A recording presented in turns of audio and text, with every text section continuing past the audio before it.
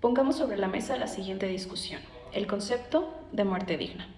Hoy en día vivimos a tal velocidad que pocas veces nos detenemos a cuestionar o meditar sobre lo que nos rodea y las posturas que podemos elegir tomar ante ello. Cada día se generan nuevos conceptos, remedios, teorías, y corremos el riesgo de adoptarlos como propios o ciertos sin siquiera detenernos a cuestionar. Esto es grave por sí solo, ya que nos afecta como individuos, pero considero que es más grave y relevante ponerlo sobre la mesa cuando empieza a impactar individuos que no pueden hablar por sí mismos. Y este es el caso de la muerte digna. Al día de hoy existe tanta información al respecto que es bueno contar con ella y estarnos informando.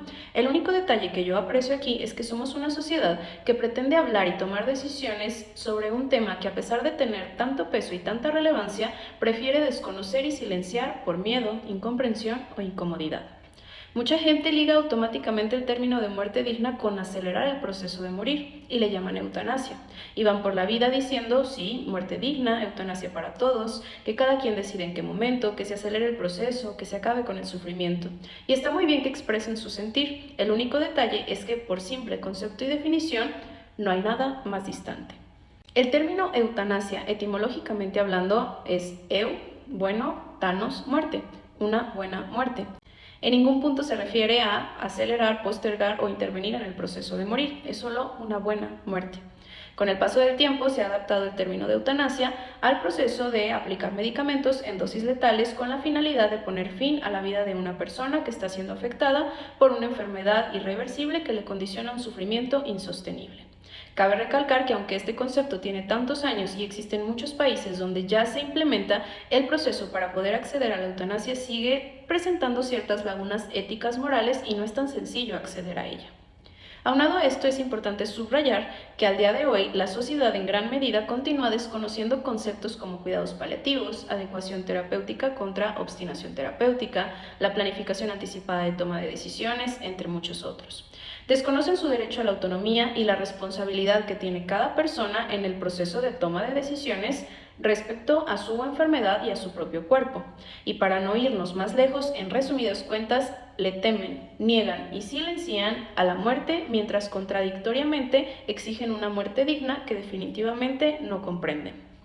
El punto de todo esto no es decir está bien o está mal aquello. El punto clave es la capacidad de cada ser humano para sentarse consigo mismo y su propia conciencia de finitud, generar un criterio y tomar una postura personal ante esa propia mortalidad. Cuestionar y resolver en su interior qué siente ante esa vulnerabilidad, cómo le gustaría experimentarla, a quienes quisiera cerca, dónde preferiría estar en ese momento final, cómo desea que se trate su cuerpo y se disponga de él posteriormente. No es necesario estar muriendo para pensar en estas cuestiones, es importante hacernos conscientes de ellos y permitirnos hablar al respecto. Entonces sí, ¿qué opciones existen? Si no sabemos por dónde empezar, podemos preguntar a los médicos, al personal de enfermería y tomar las propias decisiones y una postura de una manera consciente y adecuadamente informada. Mucha gente me dice que la eutanasia sí porque hay que evitar el sufrimiento, pero hemos visto tanta gente morir rápido, con tanto dolor y tanto sufrimiento interno, con tantas cosas que no pudo o no supo cómo decir. Hemos visto familias silenciando a su ser querido por miedo e incomprensión, ya no a la muerte del otro, sino al propio dolor que supone la pérdida de los que amamos.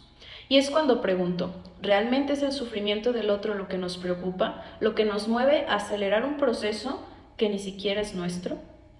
Por otro lado, es preocupante el desconocimiento de términos como autonomía, que es el papel activo de toda persona en la propia toma de decisiones, el concepto de adecuación terapéutica, que es aplicar todas las medidas necesarias para controlar el dolor, los síntomas molestos, sin ocasionar mayor dolor o sufrimiento con otras medidas que no suponen ningún beneficio en ese punto específico de la evolución de la enfermedad, sin incurrir en el abandono o descuido del paciente.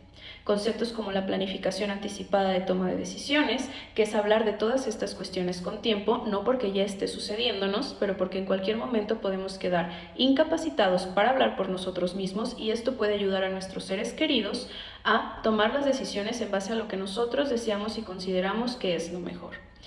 No se diga ya en términos de cuidados paliativos, como esa atención integral activa que evalúa, aborda y cuida los aspectos físicos, psicológicos, emocionales, sociales, espirituales de la persona que afronta una enfermedad condicionante para la vida de un reciente diagnóstico, que cuida a sus familiares, que busca prevenir y atender en lo posible el sufrimiento de cualquiera de las esferas que acabo de mencionar.